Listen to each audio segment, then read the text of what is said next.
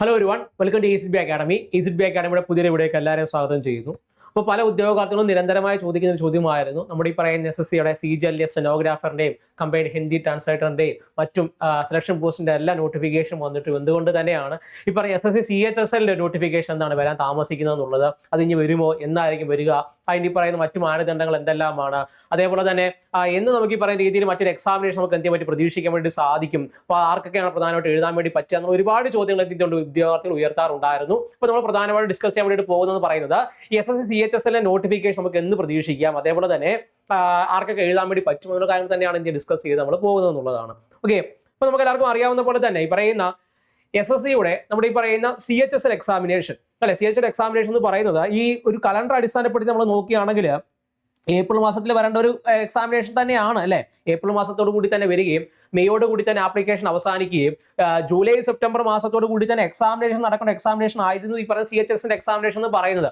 എന്നാൽ അതിന് തൊട്ട് മുമ്പുണ്ടായിരുന്ന കുറച്ച് എക്സാമിനേഷൻസ്, ഈ തൊട്ട് മുമ്പുണ്ടായിരുന്ന എക്സാമിനേഷൻസ് എന്ന് പറയുന്നത് നമ്മുടെ ഈ പറയുന്ന രീതിയിൽ CGL പോലുള്ള എക്സാമിനേഷൻസ്, അതേപോലെ തന്നെ സെലക്ഷൻ പോസ്റ്റുള്ള എക്സാമിനേഷൻസ്, അതേപോലെ തന്നെ ഈ പറയുന്ന രീതിയിൽ സ്റ്റെനോഗ്രാഫർ ഗ്രേഡ് 3 എക്സാമിനേഷൻസിന്റെ ഒക്കെ എന്ത് ചെയ്യുന്ന നോട്ടിഫിക്കേഷൻ വരാൻ വേണ്ടിയിട്ട് എടുത്തിരുന്ന ഒരു കാലതാമസമുണ്ട്. അപ്പൊ ആ കാലതാമസം അവിടെ നീണ്ടു പോയപ്പോൾ എന്ത് സംഭവിച്ചു, നമുക്ക് ഈ പറഞ്ഞ രീതിയിൽ CHSL എക്സാമിനേഷൻ നോട്ടിഫിക്കേഷൻ വരുന്ന തീയതി എന്ത് ചെയ്തു, അങ്ങോട്ട് നീണ്ടു പോയി എന്നുള്ളതാണ്.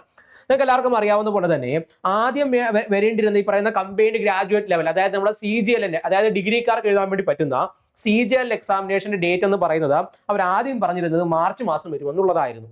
മാർച്ച് മാസം വന്നോ? ഇല്ല, മാർച്ച് മാസം എന്ത് ചെയ്തില്ല, CGL എക്സാമിനേഷന്റെ എന്താണ് ഈ പറയുന്ന നോട്ടിഫിക്കേഷൻ വന്നില്ല. പകരം എന്നാ വന്നത്, മെയ് മാസത്തിലാണ് എന്ത് ചെയ്യുന്നത് ഈ പറയുന്ന രീതിയിൽ CGLന്റെ നോട്ടിഫിക്കേഷൻ എന്ത് ചെയ്യുന്നത് വരുന്നത് എന്നുള്ളതാണ്.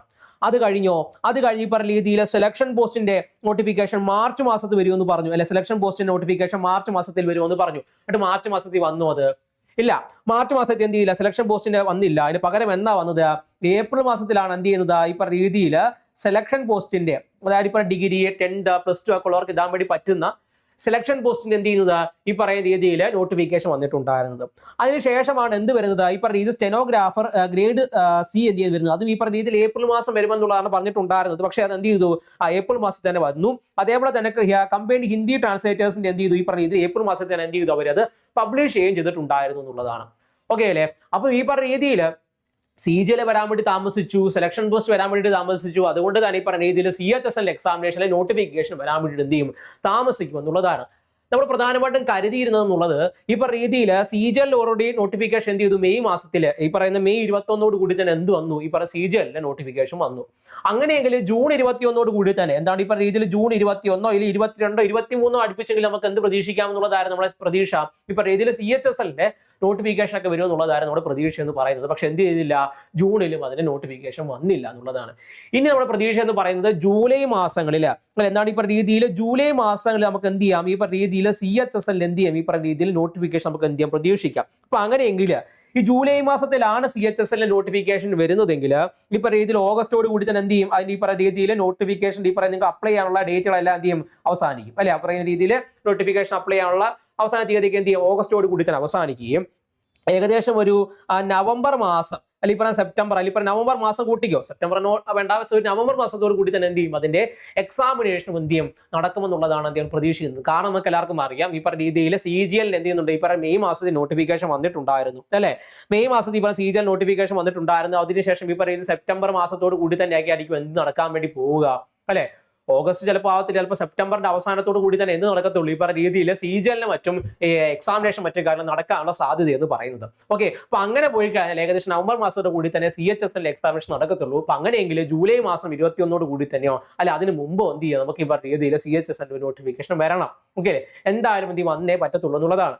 പിന്നെ ഈ വൈകുന്നേരം എന്താ ചോദിച്ചു കഴിഞ്ഞാൽ നിങ്ങൾക്ക് എല്ലാവർക്കും അറിയാമായിരിക്കും ഈ പറഞ്ഞ രീതിയിൽ GD ഒക്കെ കുറെ പരീക്ഷയൊക്കെ ഈ പറഞ്ഞ രീതിയിൽ എന്ത് ചെയ്യുന്നുണ്ട്, അവർക്ക് ഈ പറഞ്ഞ രീതിയിൽ ക്യാൻസൽ ചെയ്ത ഷിഫ്റ്റുകളുടെ പരീക്ഷ നടത്തണം. അതിനുശേഷം സെലക്ഷൻ പോസ്റ്റിന്റെ നോട്ടിഫിക്കേഷൻ ഒക്കെ വന്നു കഴിഞ്ഞിട്ടുണ്ടായിരുന്നു, അതിന്റെ എന്ത് ചെയ്യണം, അവർക്ക് പരീക്ഷ നടത്തണം. സ്റ്റെനോഗ്രാഫറിന് വന്നിട്ടുണ്ടായിരുന്നു, സ്റ്റെനോഗ്രാഫറിന് എന്ത് ചെയ്യണം, അവർക്ക് ഈ പറഞ്ഞ രീതിയിൽ പരീക്ഷ നടത്തണം. പക്ഷേ CGL അവർ അവസാനമാണ് കൊണ്ടുവന്നത്, CGL എന്ത് ചെയ്യണം, അവർക്ക് പരീക്ഷ നടത്തണം. ഈ പരീക്ഷ നടത്തിയതിനു ശേഷമാണ് എന്ത് ചെയ്യേണ്ടത്, CHSL പരീക്ഷയ്ക്ക് എന്ത് ചെയ്യുന്നു, അവർക്ക് നടത്തിയെടുക്കേണ്ടതായിട്ട് വരുന്നത് എന്നുള്ളതാണ്. അപ്പോൾ എന്ത് ചെയ്യണം, അവർക്ക് ഈ രീതിയിൽ നവംബർ മാസത്തോട് കൂടി തന്നെ എന്ത് നടക്കത്തുള്ളൂ, ഇപ്പൊ CHSLന്റെ ഈ ഒരു പരീക്ഷ നടക്കത്തുള്ളൂ.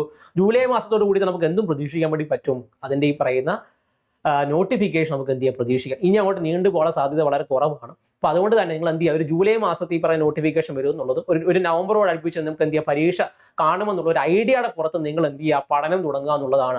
ഓക്കെ, നിങ്ങൾക്ക് എല്ലാവർക്കും അറിയാം. അങ്ങനെയെങ്കിൽ നിങ്ങൾക്ക് ഇപ്പോൾ ജൂലൈ കിട്ടും, ഓഗസ്റ്റ് കിട്ടും, സെപ്റ്റംബർ കിട്ടും. ഓക്കെ, ഇപ്പോൾ സെപ്റ്റംബർ ഒക്ടോബർ ആ സമയം നമ്മൾ നോക്കിക്കോ. അപ്പോൾ അത്രയും സമയം നല്ലൊരു ടൈം പീരീഡ് നിങ്ങൾക്ക് എന്ത് ചെയ്യുന്നുണ്ട് അവിടെ കിട്ടുന്നുണ്ട്, ഒരു നല്ലൊരു സമയം അവിടെ കിട്ടുന്നുണ്ട്. നിങ്ങൾക്ക് എല്ലാവർക്കും അറിയാം ഈ പറയുന്ന +2 വിദ്യാഭ്യാസ യോഗ്യതകൾ ഉദ്യോഗത്തിൽ പ്രധാനമായിട്ടും നോക്കുന്ന ഒരു എക്സാമിനേഷൻ ആണ് ഈ പറയുന്ന CHSL എക്സാമിനേഷൻ എന്ന് പറയുന്നത്. അതിനുശേഷം എന്ത് ചെയ്യുന്നുണ്ട് ഈ പറയുന്ന രീതിയിൽ ആ പോസ്റ്റിൽ നിന്നൊക്കെ ഒരുപാട് പേര് എന്താണ് പ്രൊമോഷനൊക്കെ കിട്ടിയിട്ട് വലിയ വലിയ പോസ്റ്റുകളിലേക്കൊക്കെ പോകാറുണ്ടെന്നുള്ളതാണ്. അപ്പോൾ +2 വിദ്യാഭ്യാസ യോഗ്യതയോട് കൂടി നമ്മൾ എഴുതുന്ന പരീക്ഷയാണ് CHS എന്ന് പറയുന്ന ഒരുപാട് ഉദ്യോഗത്തിൽ എഴുതുന്ന ഒരു പരീക്ഷയാണ്.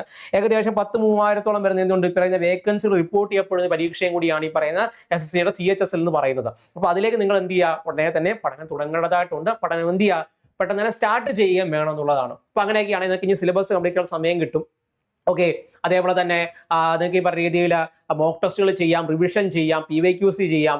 അതേപോലെ തന്നെ ഈ പറഞ്ഞ രീതിയിൽ നിങ്ങൾക്ക് എന്ത് ചെയ്യാം, ഈ മറ്റു കാര്യങ്ങളെല്ലാം ചെയ്തുകൊണ്ട് തന്നെ നല്ലൊരു രീതിയിലേക്ക് നല്ല മാർക്ക് സ്കോർ ചെയ്യാൻ എന്ത് ചെയ്യാൻ സാധിക്കും എന്നുള്ളതാണ്. പിന്നെ പ്രത്യേകത പറഞ്ഞാൽ നിങ്ങൾ ഈ പറഞ്ഞ രീതിയിൽ CGL വേണ്ടി പഠിക്കുന്നവരായിക്കോട്ടെ, MDS വേണ്ടി പഠിക്കുന്നവരായിക്കോട്ടെ, അതല്ല നിങ്ങൾ ഈ പറഞ്ഞ രീതിയിൽ എന്താണ് സ്റ്റെനോഗ്രാഫറിനൊക്കെ വേണ്ടി പഠിക്കുന്നവരായിക്കോട്ടെ, നിങ്ങൾക്ക് വലിയ ബുദ്ധിമുട്ടൊന്നും കാണത്തില്ല. കാരണം ഈ പറയുന്ന SSCയുടെ സിലബസ് എന്ന് പറഞ്ഞാൽ ഏകദേശം എല്ലാം സെയിം തന്നെയാണ്. നമ്പർ ഓഫ് ക്വസ്റ്റ്യൻസ് തന്നെയാണ് എന്ത് ചെയ്യുന്നത് പ്രധാനമായിട്ട് വലിയ വ്യത്യാസങ്ങളൊക്കെ വരിക. അല്ലാത്ത പക്ഷം ഈ പറയുന്ന രീതിയിൽ ക്വസ്റ്റ്യൻസിനൊക്കെ ചെറിയ പറയുന്ന രീതി ഹാർഡ്നെസ്സോ അല്ലെങ്കിൽ ഈസി മോഡിലേക്കൊക്കെ അങ്ങോട്ടും ഇങ്ങോട്ട് ഷിഫ്റ്റ് ചെയ്യുക എന്നുള്ളതല്ലാതെ സിലബസിൽ വലിയ കാര്യമായ വ്യത്യാസങ്ങളൊന്നും ഇതില്ല അവിടെ വരുത്തില്ല എന്നുള്ളതാണ്. ഓക്കെ, അപ്പോൾ അതുകൊണ്ട് തന്നെ ആ ഒരു രീതിയിൽ പഠിച്ച ഒരു ഉദ്യോഗാർത്ഥിയാണെങ്കിൽ നിങ്ങൾ അവിടെ നിർത്താതെ നിങ്ങൾ എന്ത് ചെയ്യുക പഠിച്ചു വന്നു കഴിഞ്ഞാൽ നിങ്ങൾക്ക് തീർച്ചയായിട്ടും എന്ത് ചെയ്യാൻ പറ്റും, ഈ വരുന്ന CHSL എക്സാമിനേഷൻ നിങ്ങൾക്ക് എന്ത് ചെയ്യാൻ ക്ലിയർ ചെയ്യാൻ വേണ്ടി പറ്റും. അപ്പോൾ ജൂലൈ മാസത്തോടുകൂടി തന്നെ നമുക്ക് എന്ത് പ്രതീക്ഷിക്കാം, ഈ പറയുന്ന രീതി CHSLന്റെ ഒരു നോട്ടിഫിക്കേഷൻ നമുക്ക് എന്ത് ചെയ്യാം പ്രതീക്ഷിക്കും. അപ്പോൾ അതിലേക്ക് എന്ത് ചെയ്യാം നിങ്ങൾ പഠനം തുടങ്ങുകയും വേണം. ഓക്കെ, സെറ്റ് ആണല്ലോ. അപ്പൊ നിങ്ങളുടെ ആ ഒരു സംശയം മാറി കിട്ടുന്നല്ലോ, മനസ്സിലാവുന്നുണ്ടോ?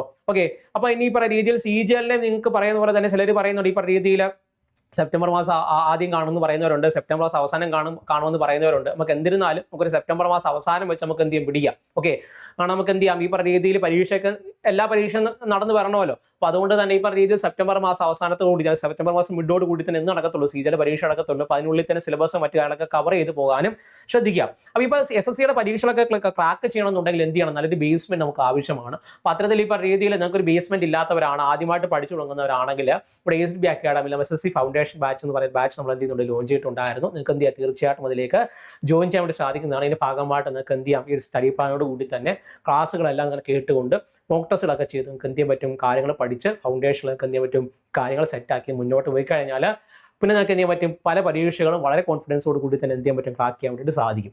ഓക്കെ, അപ്പോൾ നമ്മുടെ ഈ പറഞ്ഞ ഇത് കോഴ്സുമായി ബന്ധപ്പെട്ട കൂടുതൽ വിവരങ്ങൾ അറിയാൻ താല്പര്യപ്പെടുന്നവരാണെങ്കിൽ നിങ്ങൾക്ക് താഴെ കാണുന്ന നമ്പർ വിളിച്ച് കോൺടാക്ട് ചെയ്ത് കഴിഞ്ഞാൽ അതുമായി ബന്ധപ്പെട്ട കൂടുതൽ വിവരങ്ങൾ എന്ത് ചെയ്യും ലഭ്യമാകുന്നതായിരിക്കും. ഓക്കെ, അപ്പോൾ എന്തെങ്കിലും ഡൗട്ടോ അല്ലെങ്കിൽ ഈ പറഞ്ഞ നിങ്ങൾക്ക് സംശയങ്ങൾ എന്തെങ്കിലും ഉണ്ടെങ്കിൽ എന്ത് ചെയ്യാം തൊട്ട് താഴെ കാണുന്ന ആ ഒരു കമന്റ് ബോക്സ് നിങ്ങൾക്ക് എന്ത് ചെയ്യാം നമ്മുടെ അഭിപ്രായങ്ങളൊക്കെ എന്ത് ചെയ്യാം താഴെ കമന്റ് ആയിട്ട് അറിയിക്കാം. ഓക്കെ, അപ്പോൾ നിങ്ങൾക്ക് അതുമായി ബന്ധപ്പെട്ട ആ സംശയങ്ങളൊക്കെ മാറി കിട്ടിയെന്ന് കരുതുകയാണ്. ഓക്കെ, അപ്പോൾ അതിലേക്ക് എന്ത് ചെയ്യുക എല്ലാവരും നല്ല രീതിയിൽ പ്രിപ്പറേഷൻസ് മുന്നോട്ടേക്ക് കൊണ്ടുപോകുക. അപ്പോൾ എല്ലാ ഉദ്യോഗാർത്ഥിക്കും ഓൾ ദി ബെസ്റ്റ്. വീണ്ടും കാണാം. അതുവരെ എല്ലാവർക്കും ബൈ. Thank you.